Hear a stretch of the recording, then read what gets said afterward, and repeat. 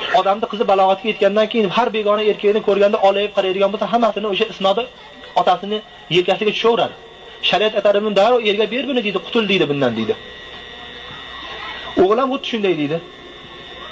Endi buni odatda odamlar to'yni kechiktirib yurishiga nima sabab bo'ladi deb o'sha aytadiki, odamlar shu hammani to'yg'izadigan oshga pul topmaguncha yuraveradi, qizini gunohkor qilib deydi.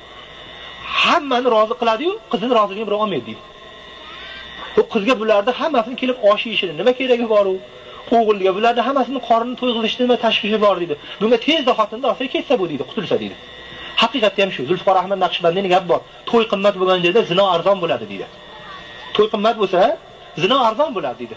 Oho, bu to'yda birga nechta zino qilib beradi-yu deydi.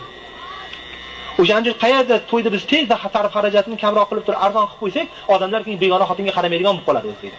Buni aql rasvo bo'lib, beobro bo'lib, kasal bo'lib, obro'dan to'kilgandan ajragandan deydi, xotinni olib halol bola chaqa qilib yashayveraman deydi. Buni puliga. Xullas deydi, to'ydagi shu ortiqcha sarf xarajatlar shunaqangi ishlarga sabab bo'lganligi uchun gunoh bo'ladi deydi.